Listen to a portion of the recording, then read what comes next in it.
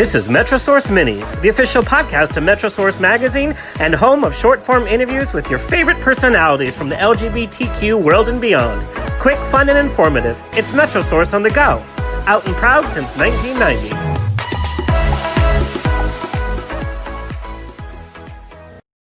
Well, hello. This is Metrosource Minis. I'm your host, Alexander Rodriguez, lead writer for Metrosource and avid podcaster. Is everybody ready to get a little freaky? One of the stars of Blumhouse's films, current horror hit Freaky, in theaters and on demand, Misha Osherovich is an actor, filmmaker, and mental health LGBTQ IA plus activist based in LA. Misha most recently recurred in the television series Nosferatu for AMC with my boyfriend Zachary Quinto, and also appeared in Warner Brothers feature film The Goldfinch. Misha has amassed numerous stage credits, including A Clockwork Orange for New World Stages in New York and Henry IV at Martha's Vineyard Playhouse. And in 2019, Misha produced and starred in the short film Every Day, which screened at several film festivals in the U.S. and internationally, racking up awards including Best LGBT Film for the IndieFEST and Best Experimental Short Film for Top Shorts Film Festival. And Misha has not only come out once, but twice. Most recently, and inspired by some reflection time during COVID, they have come out as non-binary. You can read our in-depth interview with Misha at metrosource.com, but please welcome Misha. Hello. Hi. Hello. I just love saying your name. You know, we've talked a few times, and I just like, I get to talk to Misha. Yeah, it's me. Well, I mean, you said it last time. It literally means like teddy bear in Russian, which ha ha ha ha. But it does. Rawr. Now, we're going to get right to it. Like I said, you and I have chatted before, and what I love is about how candid you are without airs about talking about LGBTQ IA plus issues. So I'm very plainly just going to get to it. And I'm going to age myself here, but when I came out, gay men who wore feminine clothing, wore makeup, expressed themselves in feminine ways were just kind of called, Queenie gays. Like that's what I grew up with. So un-PC. And now we have this young generation, yourself, coming in with different levels of expression and definition of that expression. So there's this identifier now called non-binary. And I want to know from your perspective, what non-binary means to you, and for somebody like me, how it differs from being a gay man with feminine qualities. Sure. I mean, look, the simplest way to look at it is that there's non-binary there's gender expression and there's gender identity, right? And they both have so much intersection, but there's me wearing makeup, painting my nails and all that kind of stuff. That's a form of gender expression. And then there's gender identity. It's, what I walk out of the shower with. It's what I'm at home by myself with, without any beat on my face, without painted nails. And it's for me, it was actually very much, and we've talked about this before, but it was a rejection of the he, him, male. I didn't grow up feeling very comfortable with, I'm a man, be a man. My pronouns are he, him. That none of that felt at home for me. In fact, it felt quite isolating and like I was pretending to be something that I'm not.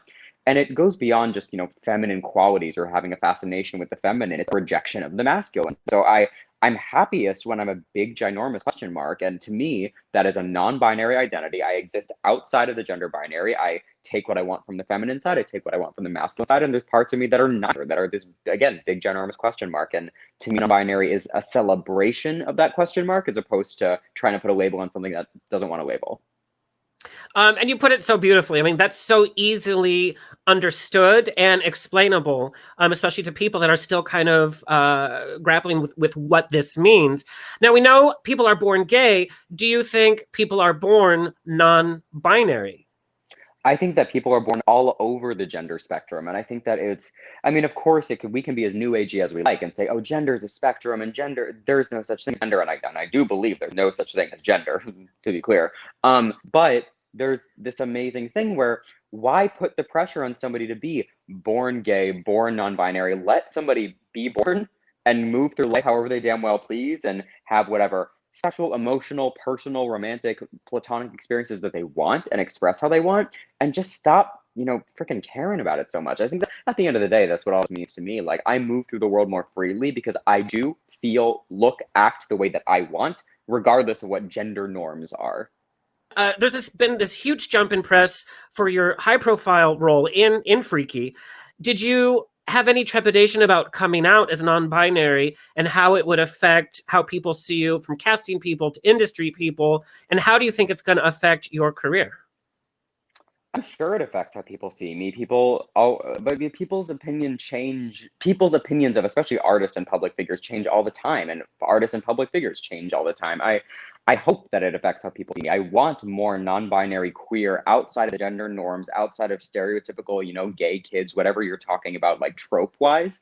I want more weird, amazing, authentic queer representation. So if being out, proud, and non-binary and my use of pronouns is one way to get there, then awesome. I hope it affects me. And, we've had this huge influx of entertainment personalities coming out as trans, as gay, as non-binary. COVID has really kind of made us reflect on who we are and who we want to be to ourselves and out to the world. It's a really exciting time. How do you think storytelling is going to be changed in Hollywood for, let's say, the next 5 years?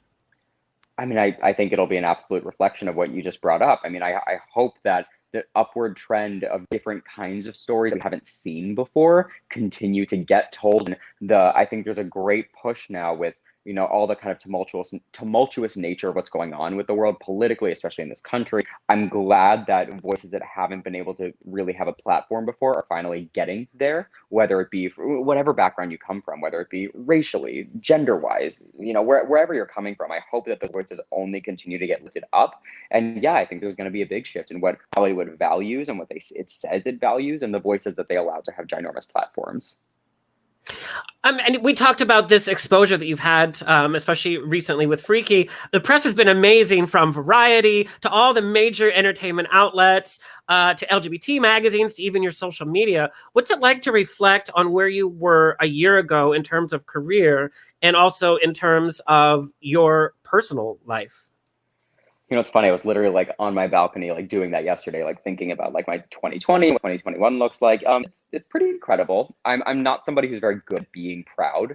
I'm always looking ahead and looking 10 steps ahead. So to really take a moment to I was just in a major film and I played a queer character, created by queer filmmakers. And, I'm also a writer, and my writing has been going places, and I can't wait for that to become more public. And I'm grateful, but it's also one of those things where I have to remind myself to be proud, because I'm that social justice warrior human that not enough. We haven't done enough. Which sometimes can be exhausting, and you end up super drained from that when you don't focus on yourself and kind of take a moment to relax and pat yourself on the back. But again, with this kind of being a leader for LGBTQ IA plus youth, do you feel that you have to be more careful with what you say, how you act, what you post on social media? That comes with some pressure on it. It does. And, look, but I don't think it's any more or less pressure than what everybody's experiencing right now. I think that, fortunately or unfortunately, however you view it, cancel culture is incredibly real. And I think that there's real value in being mindful about what you say, being very educated before you type a word or post a picture on the internet, because I get that too many times cancel culture sensationalism happens because somebody just isn't educated about a particular subject matter before they state their opinion online about it. And that can usually be quite harmful, especially to marginalized communities like the queer community. So I just see it as an opportunity to kind of remain vigilant about my education, so that I never speak from something, especially if it's not my lived experience, without knowing everything about the subject matter that I'm supposed to before I say something about it. But does that kind of take away the fun of being a young actor in Hollywood? Being a little fun, kind of saying, sassy remarks. However, now it has to be, like you said, it has to be carefully curated, so to speak. Does it kind of take the fun out of being in the industry? I think you're right that there's an element of caution that I think that maybe, a lot of the much more careless, 90s and early 2000s stars didn't have to experience. But it's also just about mindset. Like, one thing that, if you know me and if you know my friends, I'll say this about me: the last thing that I do is apologize. I'll certainly apologize if I've done something wrong, but that's the flip side of it. I love being proven wrong. So I'm going to say what I want to say with conviction, because I will have done a little bit of research about it. But also, if I want to say, XYZ curse word, or if I want to post my friend's leaving, sorry, bye. If I, Bye, friend. my friend, if I want to post something risque, something that's, maybe outside of the norm of what like a PR person would love for me, then I'm going to do it because it's what makes me happy and it's what fulfills me. And if you have an issue with it and it's not a grounded issue in something that's like worth cancel culturing me about, then you can fuck off. Like I do what I want and I say what I want based on my values, and I'm pretty darn proud of my values. So, hey. Oh, I call everybody girl, whether, no matter, like, bitch, please, or Henny. And these are phrases now some of my friends are stopping me and saying, you can't just use those terms freely. You have to be very respectful of where people are in their journey of identification. And some people could be offended. And, my whole personality is very loud, putting my foot in my mouth all the time. But there is this consideration now. What's your take on that? And how can somebody like me, who that's just part of my vernacular, how can I be more careful and more respectful? I mean, there's the practical side of this, right? So there's like gender neutral stuff. Like I think y'all, for example, like I'm not particularly Southern, but I say y'all a lot because it's a great gender inclusive way to indicate to talk to a large group of people as opposed to the standard you guys, But look, Yeah.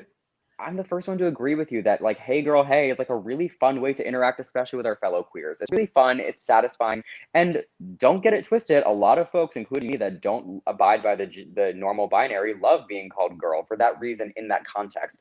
I think that the best thing, and you and I kind of touched on this last time we spoke, but like the Yeah. best way to go about this is put yourself first. So, hi, my name is Misha. My pronouns are they, them. How about you? You set the stage for a comfort level of honesty. And from there, I do believe that anybody who really cares deeply about their gender expression and their pronouns will A, let you know how they feel, and B, then pretty quickly clue you into what is okay, like a hey girl, hey, or like a y'all or you guys.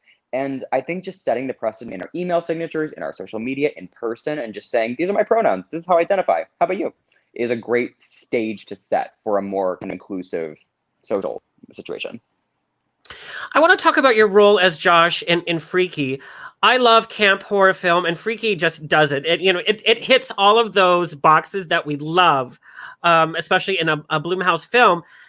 And your character in particular, it's such a nuanced celebration of that campy gay character that we've known to love from past horror films. But there's the subtlety and kind of respect and kind of fleshing out of this character as well. And I know that you worked hard on that. So I want to talk about your creative process in creating this fun character that avoids being a stereotype. Sure. I mean, it all starts with the writing. Chris Landon and Michael Kennedy, our co-writers and our director, really took it upon themselves to write a queer role that they would want to see in a film when they were growing up as young queer kids. And I remember telling you this, but like when I auditioned for the role, even when I read the script and I had my session with the director, and Chris asked me, is there anything else you want me to know as I'm like taking these folks into consideration to play this role? And I said, yeah, if you give me this kid, if I play this role, I'm going to make him a human. I'm going to make him a fully fleshed out human, and I'm not going to fall into the traps of a gay best friend stereotype, because I see what you wrote. You wrote a commentary on a gay best friend stereotype. The character is loud. There's a big ass merce. There's, hey bitch license plate, and all of that's wonderful. And then there's lines like the infamous one from the trailer, "You're black, I'm gay, we're so dead." Yeah. That's a commentary on how Hollywood and horror films in particular have treated queer characters and characters of color in the past. And we're going way beyond that in this film. So I took what's on the page, I did my research, and I made sure that this kid had an internal life that you could see on the screen, and that young queer kids watching this film, it might be campy, but they see themselves on screen. And I think that that's what was the most important part, is that queer kids see themselves in this character. For sure. All right, you know how nosy I am, so I just have to ask. Love and dating as a non-binary individual, from coming out, have you kind of changed what you're looking for in a relationship? Have you changed what, or has it been changed in whom you're attracted to now that you have come out as non-binary? Nothing in particular, only insofar as that my tastes are wide and varied. So like, it's more fun to play with. It's a bigger pool. But I'll put it to you this way. I think in the gay community in particular, you know, we've talked a little bit about that, like Hell's Kitchen, WeHo type, very kind of toxically, almost masculine culture. Um, there's a level of tolerance for bullshit that I think a lot of, especially young gays, put up with. They are told that their bodies need to look a certain way. They deal with potentially abusive or kind of like problematic or just dumb relationships, or, you know, hookup culture that makes them feel kind of degraded because they think that's what's the norm. And weirdly, coming out as non-binary has given me this opportunity to, as soon as with that pronoun conversation, like, I use they them pronouns. I'm not a man. I am non-binary.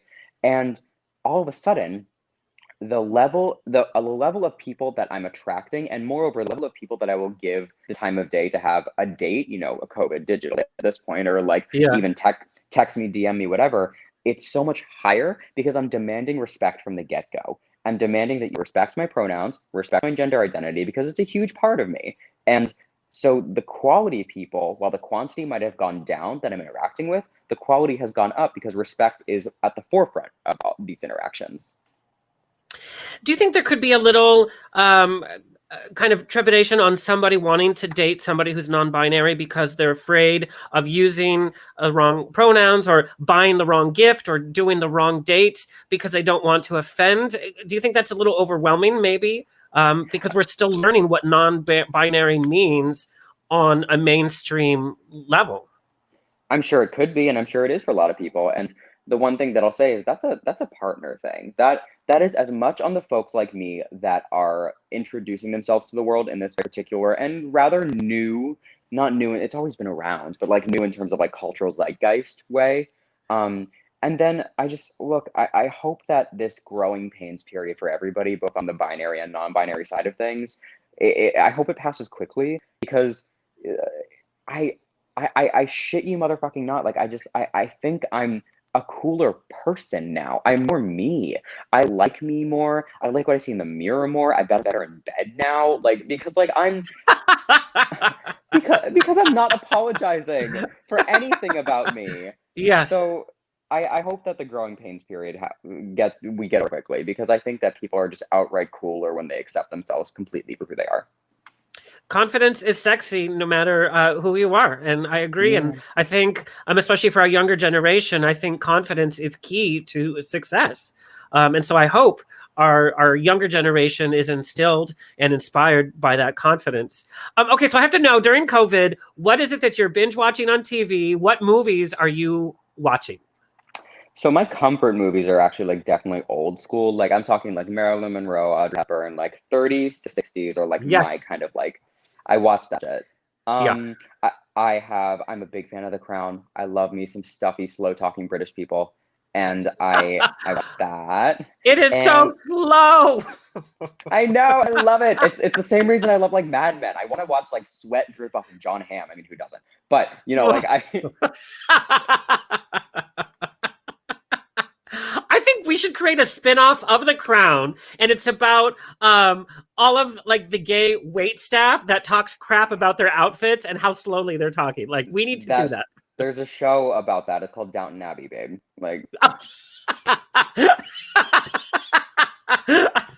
I absolutely love it. You know, and I'm addicted to classic films. And that time period that you mentioned from the 30s to the 60s, that is my jam. Turner Classic Movies is on all the time in the background. TCM, yes. Yes. Like my Saturdays and Sundays, it's like breakfast in bed and it's watching whatever movie is on. But it's funny because films that I used to thoroughly enjoy, I'm having a real issue with some of the misogynistic themes, some of the script, and I know that we've evolved, but now that we're becoming so aware of people and how they identify and respect towards women and equality, these movies kind of take on a whole different spirit, and some films that have become my favorites are kind of tarnishing because it is so obvious how far we have become in how we're represented on screen, even the treatment of women and minorities. You know, some of the movies are very eye-opening to revisit.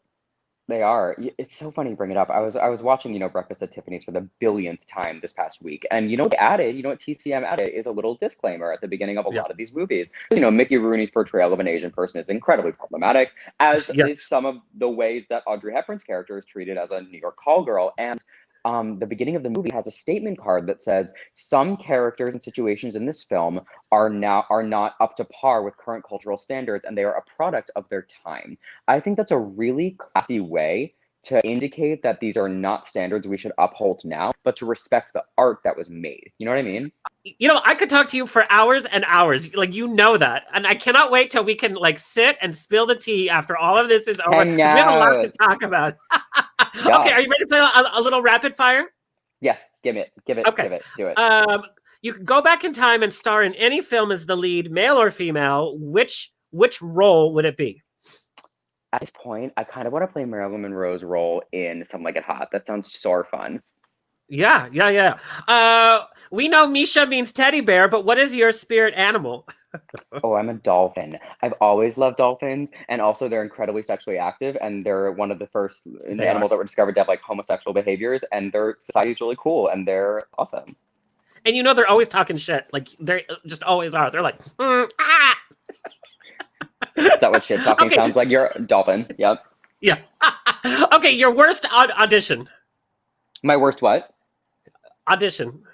Oh, one of them. Okay, so one of them was actually about it was a Russian audition, and like I speak Russian. It's not brilliant, but I speak it. And this casting director probably knows the art too. This casting director started like grilling me like really hard Russian words. That's something that my parents like struggle to even think of. Like, you're shouting them out at me, and I stopped and I'm like, "Are you having a bad day?" Didn't. Not the move. I didn't book it, obviously.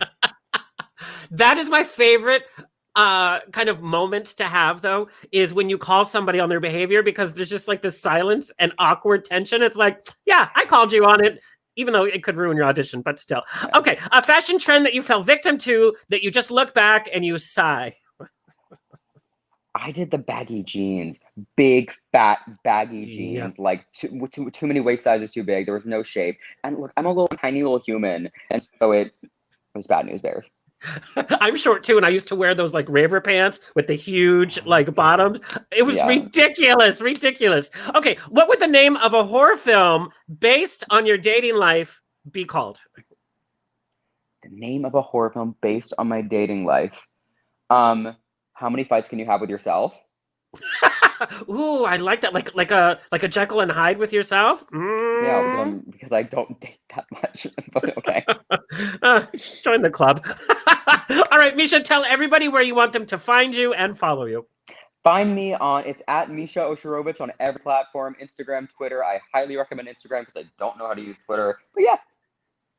I love talking with you. Have a great rest of the holiday season. I wish you nothing but the best for New Year. And in 2021, we will be sitting down.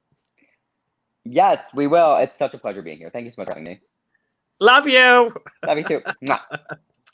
That was my chat with Misha. Please watch Freaky. It's in theaters and it's on demand. It's a great film and it covers a lot of different themes, and we love it. And that is our episode. I'm your host and lead writer for Metrosource Magazine. You can follow me at Instagram at Alexander's On Air. Until next time, stay true and do you, boo.